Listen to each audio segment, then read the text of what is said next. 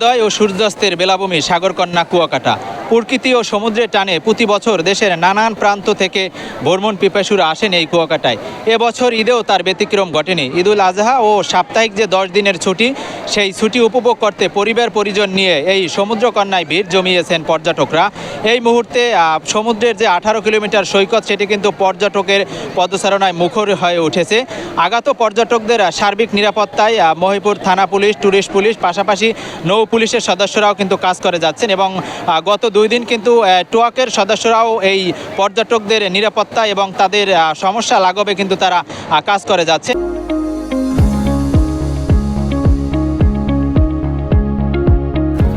এই মুহূর্তে সমুদ্রের লোনা জলে কিন্তু আগত পর্যটকরা গা ভাসাচ্ছেন এবং বেঞ্চিতে বসেও কিন্তু অনেকে সমুদ্রের ঢেউ উপভোগ করছেন। দর্শক, আরেকটি বিষয় আপনাদের জানাতে চাই, পর্যটকদের কিন্তু একটি অভিযোগ রয়েছেন, এই কুয়াকাটা সমুদ্র সৈকতে যে জিউটিউব বা জিউবক রয়েছেন সেটিতে কিন্তু তারা হোঁচট খেয়ে পড়ে যাচ্ছেন এবং এটি কিন্তু তাদের একটি সমস্যার কারণ বলে তারা জানিয়েছেন এবং এটি দ্রুত অপসারণের দাবিও কিন্তু তারা জানিয়েছেন।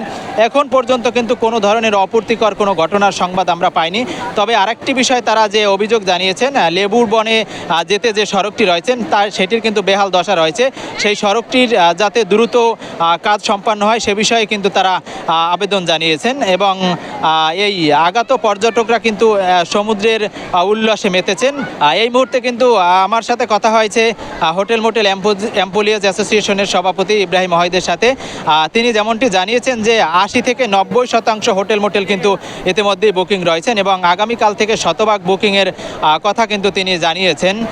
আগত আর একটা বিষয় জানাতে চাই, এই কুয়াকাটায় যে কয়েকটি স্পট রয়েছেন, লেম্বুর বন, ঝাউবন, গঙ্গামতি, সুটকিপল্লী সহ যে স্পটগুলো রয়েছেন, প্রত্যেকটি স্পটে কিন্তু পর্যটকদের অবাধ বিচরণ রয়েছেন এবং তাদের সেবা দেওয়ার পাশাপাশি পুলিশের সদস্যরাও কিন্তু রয়েছেন। সাদা পোশাকেও কিন্তু এই বিচ এলাকায় গোয়েন্দা নজরদারি বৃদ্ধি রয়েছেন। ঈদের শুভেচ্ছা জানাচ্ছি এবং আমরা পুরো পরিবার সহ কুয়াকাটা সমুদ্র সৈকতে এসেছি সাগরকন্যাতে। তো এখানে আসার পরে একটা জিনিস খুবই ভালো লাগলো যে আসলে এই যে মানুষের স্বতঃস্ফূর্ত একটা যে ঈদ ছুটি যেটাকে বলে, সেখানে সেই ব্যাপারটা আমরা এখানে লক্ষ্য করছি যে হাজার হাজার মানুষের সমাগম এখানে হয়েছে এবং সেই সাথে সাথে যেহেতু বাংলাদেশের এক অপরূপ সুন্দর যে লীলাভূমি হচ্ছে সাগরকন্যা কুয়াকাটা, সো এখানকার পরিবেশটা অনেক সুন্দর লাগছে এবং যেহেতু একটা হিউজ ক্রাউড আছে, সো হোপফুলি এই ক্রাউডটা এভাবেই থাকবে এবং মানুষ তাদের ছুটিটা খুব সুন্দর মতো এনজয় করবে। পরিবারের সবাই মিলে আসছি ঈদের ছুটি কাটানোর জন্য, ভালোই লাগতেছে। সবাই আছে এখানে, বাচ্চারা আনন্দ করতেছে, সাগরের ঢেউটা অনেক বেশি আছে, ভালোই লাগতেছে সব মিলে। আমি গতকালকে এসেছি, আজকেও আছি।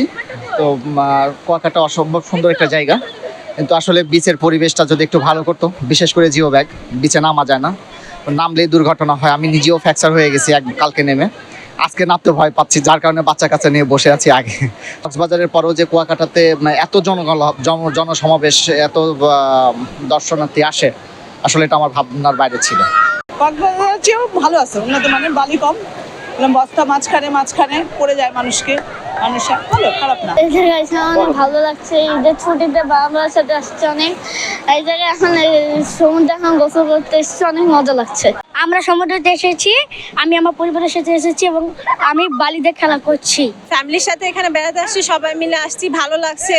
কালকে বিভিন্ন জায়গায় ঘুরতে গিয়েছিলাম, লেবুর বন, ওইদিকে কাঁকড়া বিচে কাঁকড়া খেয়েছি, ভালোই লেগেছে।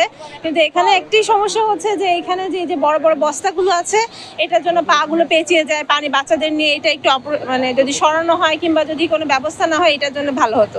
সাথে ছুটিতে কুয়াকাটা আসছি, আমি সাগরের ভিতরে নামছি, আমার সাগরের ঢেউ অনেক ভালো লাগছে। কুয়াকাটা অনেক সুন্দর, আমি আমার বাবার সঙ্গে ঈদের ছুটিতে এসেছি। কুয়াকাটা একটি অনেক সুন্দর একটা বিচ, এখানে সবাই আসে এই ঈদের ছুটিতে ছুটি কাটাতে। দর্শক, এই ছিল কুয়াকাটা সমুদ্র সৈকত থেকে আমার কাছে সর্বশেষ। আলামিন অনিক, কালবেলা, কুয়াকাটা।